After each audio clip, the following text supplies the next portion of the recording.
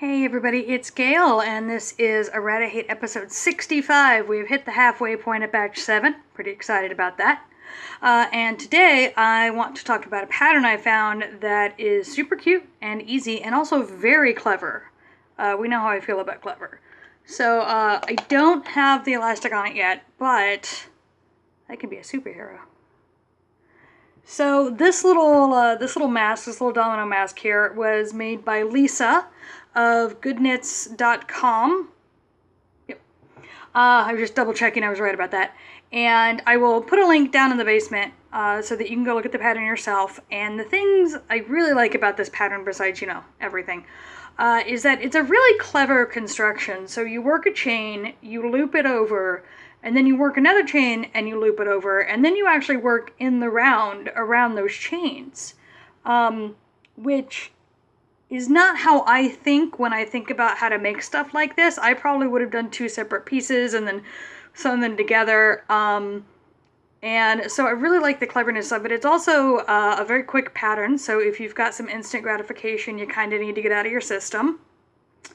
And it's one of those patterns that I think is going to be more useful to you than you think at first. So I'm making a bunch right now. I can show you. I have a bunch right here to use for a craft show I'll be tabling at.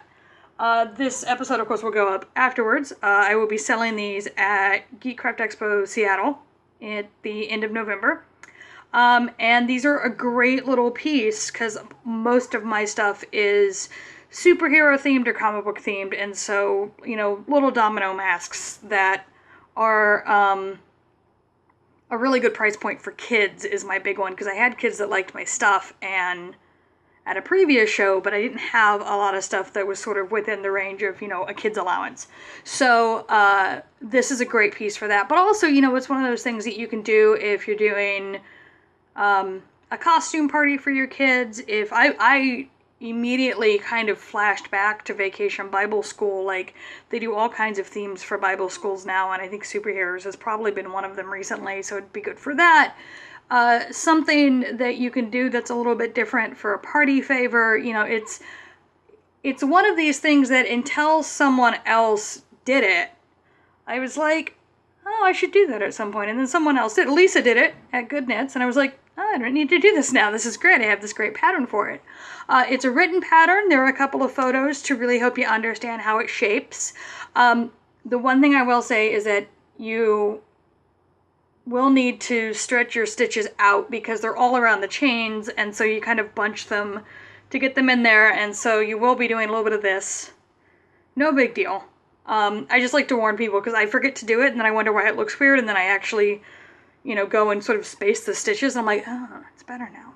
But I also want you to know that she's got a big group of patterns. It all looks like it's little stuff. But, those patterns of the little stuff, I think, are sometimes the hardest ones to find ones you like of, at least in my experience. I get weirdly picky. And I think that her stuff is super cute across the board, so I think you should definitely check that out as well. So that is episode 65. Nice short one for you. And, as always, if you enjoy what I'm doing here, please like, subscribe, share, leave a comment, whatever you want to do. And go have fun and make a bunch of masks. I mean, we're adults. We could just wear them to wear them. All right, I will see you guys later.